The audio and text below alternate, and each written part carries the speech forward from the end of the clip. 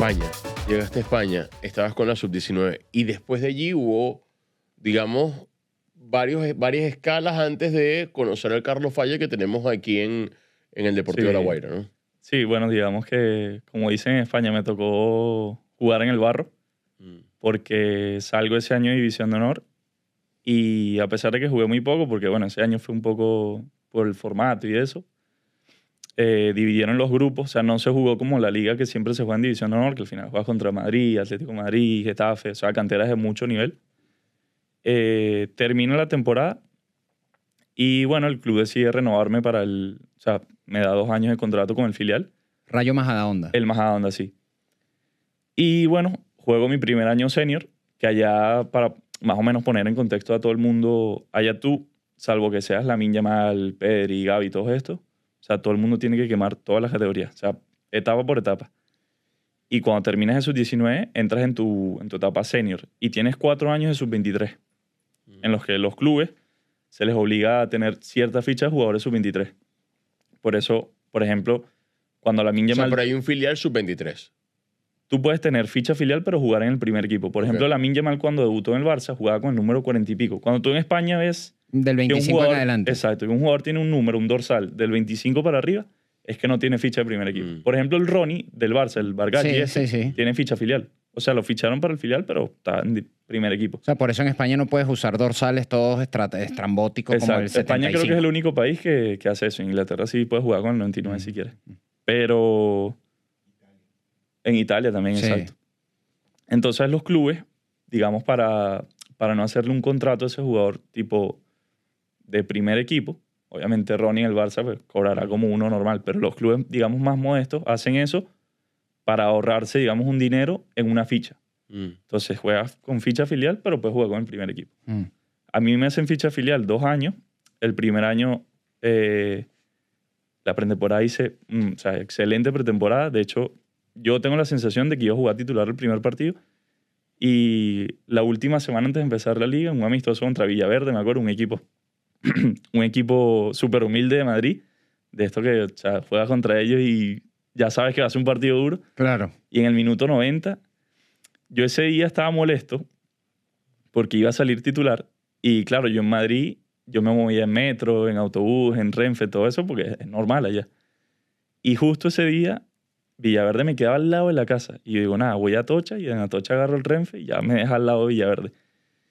Y justo en ese día estaban en hora en Atocha. Entonces cuando llego a Atocha no había trenes y yo, coño, me jodí. O sea, ya dije, llego tarde. Claro.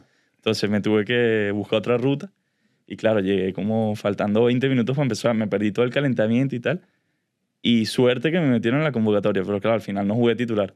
Claro. Y ya yo dije, coño, perdí la oportunidad. No solo jugar titular este partido, sino titular la semana que viene que empezar. El primero de la temporada. Ya yo ahí me empecé a Por hacer... un tema de código, El pues. castigo ya Claro. lo viste inmediato. Pues. Por código. Y yo dije, a ver. Entonces, ese partido lo jugué bloqueado. Y en la última jugada del partido, y un balón dividido, y yo como que fui a drenar toda mi arrechera, o sea, porque estaba Sí, arrecho. claro. Y fui a trabar y trabé con el pie así como con el borde interno y el tobillo se me giró hacia afuera. Uy. Y me hizo un esguince. Entonces me perdí los 2 meses, los dos meses. primeros meses. Pues fue de un la esguince grave entonces. Sí, fue un esguince grave. Se me puso el tobillo. Tercer grado. ¿Y quién hizo? O sea, después hiciste control de daños tú mismo, o lo hiciste con alguien allí del equipo, lo hiciste con un psicólogo. No. Ahí lo hice, o sea, llamé a mi papá y le dije, mira, me pasó esto, o sea... La Sí, cagué. venía recho y me dijo, bueno, eso es para que aprendas a que hay cosas que no dependen de ti. Pues, o sea, tú no tienes por qué drenar esa rechera porque te pasó, ya está. O sea, no te quedes pensando en eso. Entonces me pierdo los 2 primeros meses de la temporada cuando venía a hacer una pretemporada tremenda y después me costó mucho entrar en dinámica porque, claro, o sea, te pierdes 2 meses y chao. O sea, pudiste haber sido el mejor de la pretemporada, pero ya el equipo tiene 2 meses de rodaje y entrar. No, claro. O sea, esa rueda no para. Pues, y meterte en una rueda que está en movimiento es muy jodido. Sí. Entonces, bueno, me salió la oportunidad de jugar, imagínate, de carrilero derecho. Okay. Me acuerdo que jugábamos con línea de 5 y el carrilero que venía jugando por derecha, no me acuerdo si fue que lo expulsaron o se lesionó y no había más nadie. Y el entrenador habló conmigo y yo le dije, mister, yo lo que quiero es jugar. Donde sea. Así Si sea de líbero, portero. en la claro. línea de 3. Yo necesitaba jugar. Y casualidad que me metió ese partido ahí, creo que fue contra Parla justamente. Y nada, figura. O sea, no es por halagarme ni nada, pero... partidazo, o sea, Y decía, bueno, tengo que ganarme el puesto, como sea.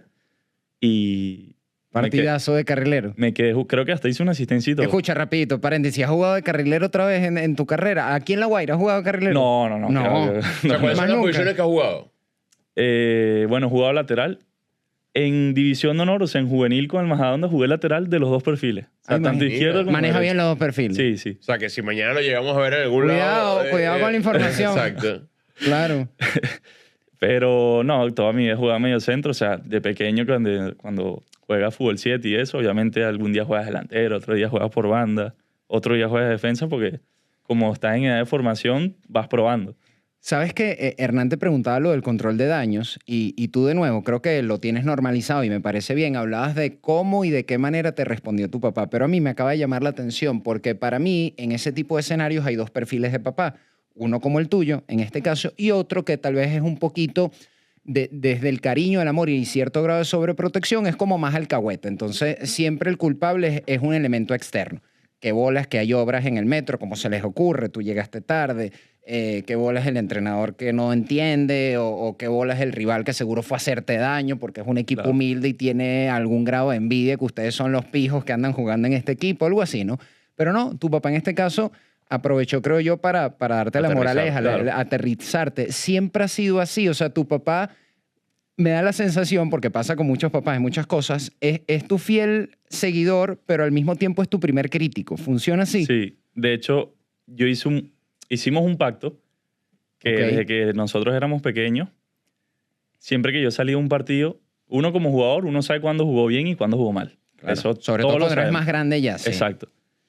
Y a veces yo salía de los partidos, me acuerdo en la Hermandad Gallega de Valencia, y yo sentía que había jugado un partidazo, y mi papá, claro, me felicitaba, socio, buen partido, tal, pero... Te dice socio. Socio. Yo a mi papá casi nunca le digo papá, o sea, más bien ahora le estoy diciendo papá, pero siempre es socio, Rockefeller, Fallita. Rockefeller, qué Rockefeller. buen apodo. ¿Ah? Mi meta es que mi hijo me llame Rockefeller. Junior, ahora me dice Junior también. Ok. Entonces él siempre tenía algo que corregirme.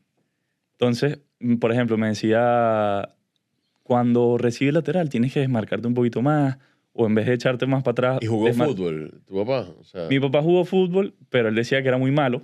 Pero bueno, como él dice, él mismo lo dice, que como todos los jugadores malos, siempre están viendo cómo mejorar. O sea, no solo técnicamente, sino analizando más. Para compensar, claro. Exacto. Y de hecho, bueno, hay un dicho que dice que los mejores entrenadores son los peores futbolistas. Sí. claro. Salvo casos, bueno, Zidane, todas estas cosas que estamos hablando de otro nivel. Pero porque analizas mucho más el juego y te quedas viendo en qué quieres mejorar. O sea, te fijas en los buenos jugadores. Entonces aprendes mucho desde la visión. Y él sabe muchísimo de fútbol. Mi papá Eso te sabe iba a preguntar, ¿sí sabe de fútbol? muchísimo, muchísimo. O sea, mi papá, tú lo traes a un programa como esto y, o sea, te quedas loco. Aparte que tiene más cuentos que todos nosotros juntos, te lo aseguro. Pero tácticamente tenía el fundamento No. de conocimiento para darte ese Claro, feedback. claro. O sea, yo muchas veces a él lo veo, yo siempre lo he dicho, lo veo como mi mejor amigo. No lo veo como mi papá, por eso no le digo papá, porque prácticamente no me sale, o sea, porque es mi mejor amigo, pues. Y es un tipo que sabe mucho, entonces yo a veces lo veo como si fuese un entrenador. O si necesito un consejo de algo de fútbol, voy y se lo pido a él. No solo de la vida, sino tácticamente hablando, pues. ¿Qué dice tu papá que tienes que mejorar inmediatamente para la apertura 2026? Mira, por ejemplo, ahora en La Guaira, sí es verdad que a veces me tocaba, bueno, todo el que analiza los partidos sabe, me tocaba recibir un poco más atrasado, digamos Atrás, así. claro. Ok. Por ejemplo, cuando no estaba Rommel. Cuando no estaba Rommel, digamos que tenía que... Él desempeña ese rol, claro. Exacto. Y cuando está Rommel, yo recibía mucho más. Bueno, de hecho, mis 3 goles creo que fueron con Rommel en campo y fueron, creo que 2 dentro del área y 1 borde área. Te permite ser más O llegador, sea, que claro. te liberaba de esa salida, de ese primer Exacto. pase. pues. Entonces él a veces me decía, mira, hoy te desmarcaste mucho hacia atrás, tienes que tratar de desmarcarte más entre líneas, de tener esa confianza de controlar hacia adelante, ese tipo de cosas. Ah, pero bien, o sea... Sí, sí, sí. No, conceptos, bien. Claro. Qué chévere. Mira, otra cosa, después de ahí, ¿qué pasó? Después de esos 2 meses, volviste, hiciste el partidazo, Ok. ¿y qué pasó? Me quedé jugando, jugué como, creo que fueron 3, 4 partidos más. Llega diciembre y mi mamá ya se había complicado un poco más y bueno, me tuve que venir de emergencia a Venezuela, bueno, pasar navidades con ella y tal. Y hablé con el mister y le dije, mister, mira, no te estoy pidiendo permiso, sino te estoy diciendo simplemente que me voy.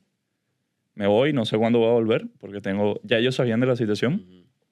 Y Y el mister, o sea, me dio toda la confianza. Me dijo, Carlitos, o sea, lo que necesites, pues el tiempo que necesites, estamos en contacto, cualquier cosa que necesites, si quieres seguir entrenando, lo que sea, si quieres seguir con la dinámica del equipo. Pues claro, con la diferencia de horas era complicado. Y bueno, al final me regresé a España yo me fui en diciembre y me regresé como en febrero más o menos. O sea, me perdí casi otros 2 meses de temporada. Y justamente en ese mercado invernal llegó un carrilero hecho natural. O sea, Claro, un era tipo su posición. era su posición. Y aparte llegó y creo que en los primeros 3, 4 partidos hizo 2 goles, 2 asistencias. O sea, yo dije, nada, Monstruo.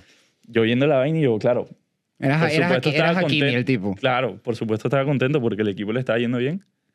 Yo me fui, cuando me fui estábamos en descenso y ese año terminamos entrando a playoff. O sea, Ok. imagínate, hicimos una segunda vuelta de campeonato, literalmente de campeonato. Lo que pasa es que la primera vuelta fue un Muy desastre, mala. de descenso. Claro. O sea, una vuelta de descenso y una vuelta de título. Entonces, bueno, regreso y por supuesto, otra vez volver a entrar en la rueda. Muy complicado, no jugaba, no estaba ni convocado. Y nada, o sea, yo veía en el fútbol, o sea, era mi desahogo. O sea, yo en ese momento no tenía más nada que hacer. Y yo dije, mira, si no disfruto esto, que es lo que yo más amo en la vida, yo no tengo nada que hacer aquí. Claro. Entonces, bueno, fue un proceso complicado, pero al final el no rendirse, el seguir siempre con la mejor disposición, llegan los playoffs. Miento, quedan 2 jornadas para playoffs, las últimas 2 jornadas de liga. Y habíamos como 4 equipos para 2 puestos de playoff. Y otra vez, expulsado el carrilero. Y estando el otro carrilero, el míster agarró y me dijo, bueno, vas para adentro otra vez. Y dije, bueno, esta es la oportunidad. ¿Y otro partidazo? Otro partido así terminé jugando Pero tú tienes que ser carrilero entonces, mi hermano. Que Yo, mira, yo recomiendo Juan que... Domingo Torizano, Señor escucha, Tolizano, señor escucha, Vizcarrondo. Escucha. No, mejor que no. No, Pero me porque gusta. por favor. te genera ¿no? inseguridad. O sea, si te sientes impostor ahí. No. De hecho, o sea, yo disfruto jugando la posición que sea. O sea, creo que me adapto bien porque entiendo bien el juego. Y esa es una de mis características, pero el medio es lo mío, siento yo. Claro, te sientes más cómodo. Mira, con mucho respeto te digo esto y lo vamos a conversar en la profundidad y con el tiempo que tú consideres, ¿no? Pero después de todo lo que sucede a nivel familiar, primero la enseñanza que tú sientas que emana de eso, porque normalmente con ese tipo de experiencias la gente suele entender cosas que de otra manera no entendería, sobre lo finito del tiempo, sobre nuestra mortalidad, sobre tratar de hacer lo que te apasiona y lo que amas, sobre valorar a la gente que tienes a tu alrededor y luego cómo digerirlo, masticarlo para que no te afectara mental y emocionalmente en tu carrera, en el campo, para que estuvieses enfocado. ¿Cómo fue ese proceso? ¿En quién te apoyaste? Bueno, por supuesto en mi familia, en mis amigos. Yo en Madrid tenía más amigos, o sea, que crecieron conmigo toda la vida que aquí en Venezuela. Ok. Bueno, por la inmigración y eso. Sí. Y me refugiaba mucho en ellos. De hecho, hay una anécdota curiosa que cuando a mí me llaman la selección al primer módulo sub-23, eso fue en octubre de 2023, me acuerdo, cuando fuimos a hacer 2 amistosos contra Argentina allá en Argentina, Ujú. a mí me llega la noticia, Que era donde estaba, que estuvo Messi, ¿no? También. estuvo Messi, sí, que está la Afuera foto ahí, viendo, estábamos sí. en el predio de la AFA, Sí, y estaban sí. sentados así con el mate en la línea de banda ahí. A mí me llegó la noticia de que estaba convocado, o sea, a mí no lo conmigo nadie, o sea, normalmente las veces que había ido a la selección me habían dicho, mira, vas a estar convocado, tal, no sé qué. Y ya cuando salía la convocatoria en las redes sociales ya tú sabías. Pero esta vez no fue así. Y me acuerdo que era un martes, porque era mi día libre. Allá en Europa, todos los equipos libran los martes. Entonces yo agarré ese día y hablé con mis amigos y tal. No, mira, vamos a cuadrar para ir a merendar y hablamos paja, no sé qué. Y estando en un Vips, que es un restaurante sí, ahí en un Madrid. café, sí. Exacto, un café, sí.